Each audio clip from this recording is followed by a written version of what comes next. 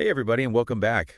We're diving into something today that I think is really important, especially as we get older. Mental Absolutely. well-being and loneliness. Right. And we're going to be focusing on how to combat loneliness, how to boost mental health, Yes. especially for older adults and Uh, anyone who loves them, cares for them, that mhm. sort of thing. Yeah. And I think it's really important to point out before we get going that we are looking at global information here. Right. So we're not going to be talking about any local resources. Exactly. So no matter where you are listening from, Yeah. um, hopefully this information will be helpful. Exactly. And we've got some interesting source material for this one. We do. We're looking at reports from the World Health Organization, Yes. the WHO, Hmm. and also some stuff from the National Institute on Aging in the U.S. The NIA. Yes, Yeah. the NIA. Yeah. So those are our two big sources, Mhm. and they both have a lot of really good information. Yeah, and I think it's fascinating how these sources, sort of despite coming from different places, really both highlight how important it is to pay attention to mental health when we think about the aging population. Yeah. So, one thing that the WHO predicts is that by 2030, Okay. 1 in 6 people in the entire world Why? is going to be over the age of 60. That's a lot of people. It is a lot of people. Yeah, and I think that really underscores, how important it is to understand, as the population is aging, what are the specific things that we need to be aware of? Absolutely. The challenges and opportunities that come along with that. Yeah, and thinking about those challenges, the WHO also points out that around 14% of adults 60 and over, Okay. they experience mental disorders. Okay. And that represents about 10.6% of their total disability burden. Disability burden. I Yep. don't know if I'm familiar with that term. Yeah, so disability burden is basically just a way to measure the impact that a health condition has on a population. And it takes into account both the years that people live with the condition Gosh. and also the years that are lost because of death from that condition. Okay. So basically, in this case, Yeah. it's showing us how mental health problems can really negatively impact the well-being of older people. Gotcha. So it's not just about, how long they live, but also about how well they live, Exactly. during those years. Exactly. So that's really interesting, and I think that's a really good point to highlight because, a lot of times we focus on physical health Yes. as we age, but mental health is just as important. Absolutely. It's all connected. Exactly. And speaking of things that are connected, Yes. both the NIA and the WHO talk a lot about loneliness and isolation, They do. and how those things can actually really have a detrimental impact on Yeah. both mental and physical health. Yeah, they're not just feelings. They have a real impact. Exactly. And so I think before we get into that, it's important to define, what is loneliness and what is isolation. Because I think a lot of people use those terms interchangeably, but the NIA does a really good job of kind of teasing those apart. Yeah, they're not the same thing. Right. But they are related. So how does the NIA define those two terms? Okay, so loneliness. Yeah. Loneliness is the feeling of being alone. Okay. So it's that subjective sense of emptiness Right. and being disconnected. Okay. Isolation, on the other hand, Yeah. is the actual lack of social connections. So you could be surrounded by people You could. and still feel lonely. Exactly. Yeah. And you could be alone and not feel lonely. Right. So it's not really about the number of people that you're around. It's not about the quantity, it's about the quality. It's about the quality of those interactions. Exactly. And so that's really interesting. And I think that's a really important point to highlight because, Yeah. I think a lot of times we think, oh, I just need to be around more people. Yeah. But it's not always about that. It's all It's about feeling like you have meaningful connection. meaningful connections. Exactly. And the NIA points out Yeah. that older adults, Right. they're at increased risk for both of these things. They are. Loneliness and isolation. Yeah. And that's due to a lot of factors. Right. Like, the death of loved ones, Mm-hmm. hearing loss, which we'll talk about in a little bit, Right. mobility issues, Yeah. all those things that can make it harder to get out and socialize. Exactly. So it's kind of like a perfect storm yeah, it can of do. circumstances that can lead to Yeah. loneliness and isolation as we age. Absolutely. And the NIA really doesn't sugarcoat it They don't. when they talk about the risks that are associated with loneliness and isolation. Right.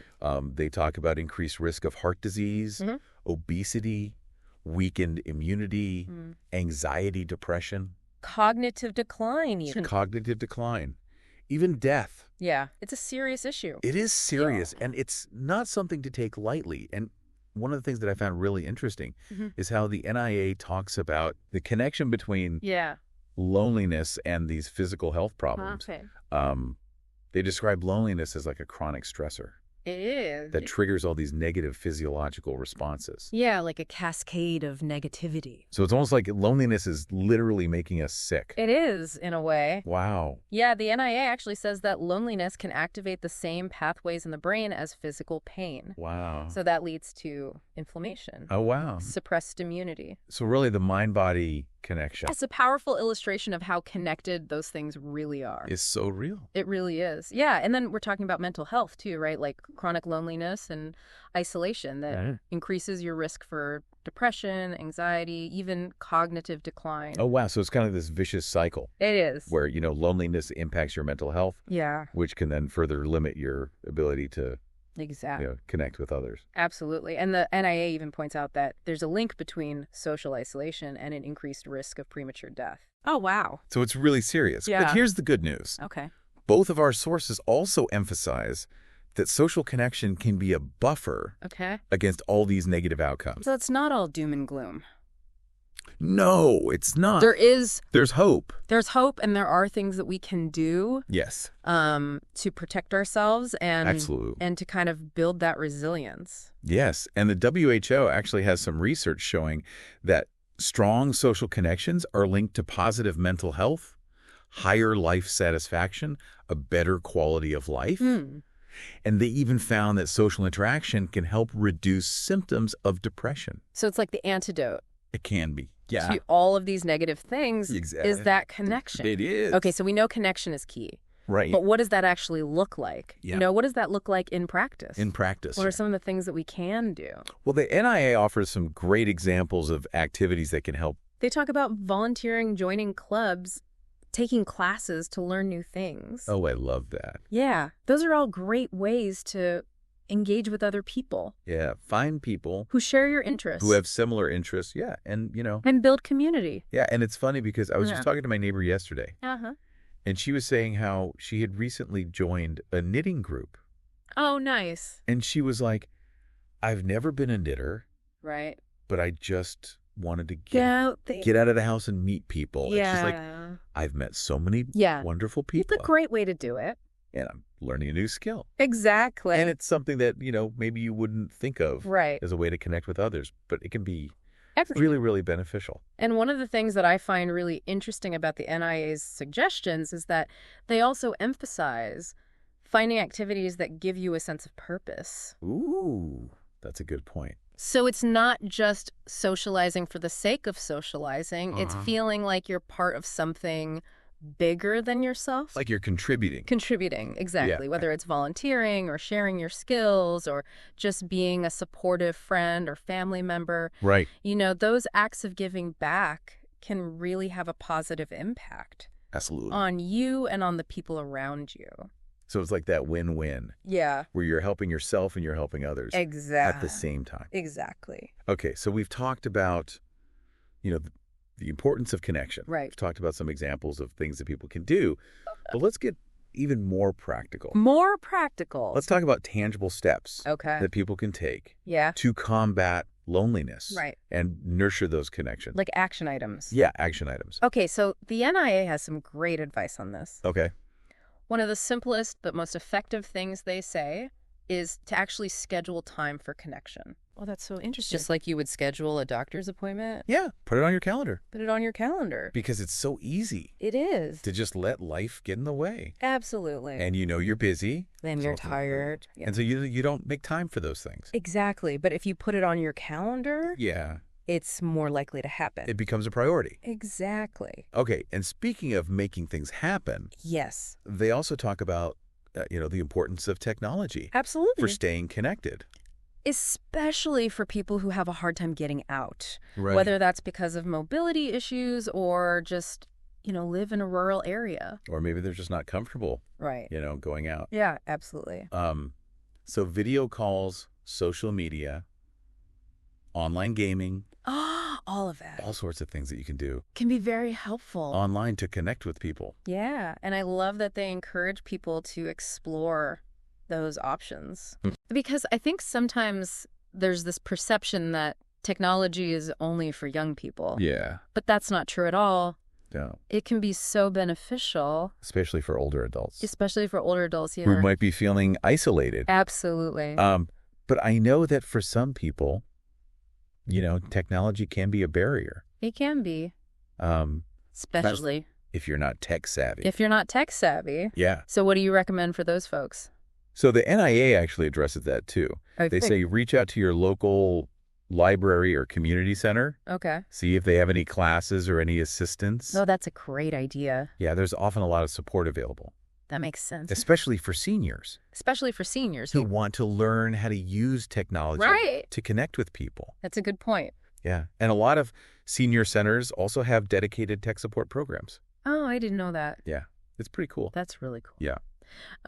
Okay, so they also mentioned pets. Which I thought was interesting. Yeah. Pets can be amazing companions. They can? And they can provide unconditional love and reduce stress. Yeah. And even encourage you to be more active. Especially if you have a dog. Especially if you have a dog. That needs to be walked.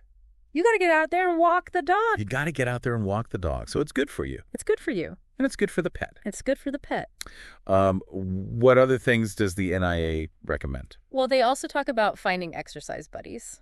Okay. So it's more fun to work out. If you're doing it with somebody. You do it with someone, yeah. Yeah. And it keeps you accountable. It does. They also talk about exploring community resources like religious organizations or senior centers, just getting involved in your community. Finding your people. Finding your people, exactly. Yeah. And it's really all about figuring out what works best for you and your lifestyle. It's not a one-size-fits-all. No, it's not kind of approach. No. It's really about figuring out what works for you. Exactly. I noticed that they also had a section on hearing loss. Right. Which I think is an important thing to bring up. It is. Because they point out that untreated hearing loss can lead to social withdrawal. Yeah. And worsen those feelings of isolation. Absolutely, because it can make it hard to communicate. Right. And so people might just start avoiding social situations altogether. Right. So if you're having trouble hearing, it's important to talk to your doctor. Don't hesitate. Talk to your doctor. And get that addressed. Yeah. Because hearing aids or other treatments can really make a big difference. Absolutely. In your ability to connect with people. Okay. So we've talked about, some of those external factors that can lead to loneliness and isolation. Yeah. But the NIA also talks about the importance of talking to your doctor about it. Yeah. Which I think can be a really difficult conversation to start. Can be. Because I think there's still a lot of stigma around mental health. Yeah. And people might feel embarrassed or ashamed. Yeah, they might feel like it's a personal failing. Right. Yeah. So, how do you recommend... How do you start that conversation? Yeah, and how do you start that conversation? Well, the NIA actually emphasizes how important it is to be open and honest with your doctor. Okay. Talk about your feelings, talk about any life changes you've experienced, even your daily habits. Okay. Because all of that information can help your doctor understand the full picture. Yeah. And recommend the best course of action. So it's not just about, going in and saying, I'm lonely. It's not. It's about giving them context. Giving them context and letting them know what's going on in your life. Exactly. Because they might recommend therapy or support groups or other resources. Right. That can be really helpful. But it's really about being proactive and advocating for your own well-being. It is. Absolutely. And that brings us to something else that the NIA talks about, caregiving for older adults who have dementia. Right. They recommend a few things. First, establishing a trusted contact. Someone who can check in regularly. Yeah. And I think that's really important because, sometimes older adults with dementia, they might not be aware of their own needs. Exactly. Or they might not be able to reach out for help. Right. So having someone who can check in on them and make sure they're okay is crucial. And also exploring, home and community support services. Yes. To kind of create that safety net. Absolutely, because there are a lot of resources available that can help people stay in their homes. Right, and maintain their independence. Exactly. For as long as possible. As long as possible. And I think it's important to remember that. It is. Even though someone might have dementia, they still have a lot to offer. Absolutely. And they can still live fulfilling lives. Yeah. And I think sometimes we forget that. We do. And the NIA also talks about how technology can play a role, Right. even for individuals with dementia. Absolutely. Simple things like video calls with family. Yeah. Or using a smart speaker to play familiar music. Oh, that's a good idea. Yeah, it can provide comfort and stimulation. Yeah, I love that. Yeah, and they also talk about finding groups for shared interests, Yeah. whether that's in person or online, Right. just to create opportunities for engagement and interaction. So it's all about kind of adapting It is. and finding those solutions Finding what works. that work for each individual. Yeah, exactly. Okay, so we've talked about a lot of information today, We have. a lot of different things to consider. Mm-hmm. But if our listeners were to take away one thing from this deep dive, Yeah. what would you want that to be? I think for me, the most important thing to remember is that loneliness is not a personal failing. It's a signal. Okay. It's a sign that our need for connection isn't being met. Okay. And so when we feel lonely, Yeah, it's a call to action. I love that. Yeah, it's a call to prioritize those connections and invest in our social well-being. So it's not about, ignoring or denying Sure. those feelings of loneliness. No, it's about recognizing them Right. and using them as motivation Okay. to reach out, to build those bridges, to nurture the relationships Yeah. that bring us joy. That's beautiful. I love that. It's about recognizing that connection is a fundamental human need, Yeah, just like food and shelter. absolutely. And when that need isn't being met, Yeah. we need to take action. We need to do something about it. We do. And it doesn't have to be anything big. Right. It can be something small. Small steps. Small steps, yeah, like reaching out to a friend or joining a club or even just saying hello to your neighbor. Right. Those small acts of connection can Yeah. have a ripple effect. That's beautiful. Yeah, not just on our own lives, but on the lives of those around us. I love that. And that really brings us back to, what we've been talking about this whole time. Mm-hmm. It's about prioritizing our mental well-being It is. and taking those proactive steps to create a life Yes, that's filled with meaning, it's connection. with connection, with support. Absolutely. And remember, there's no shame in seeking help when you need it. That's a really good point. Yeah, talk to your doctor, reach out to your loved ones. Yeah, Explore those community resources. absolutely. There's a whole network of support out there There is. just waiting to be tapped into. So don't be afraid to reach out. And don't forget to check out the links to all of the sources Yeah. we talked about today. You'll find them in the show notes. They'll be right there in the show notes. Thanks for joining us on this deep dive. We hope you found it helpful. And empowering. Yes, and until next time, take care of yourselves and each other.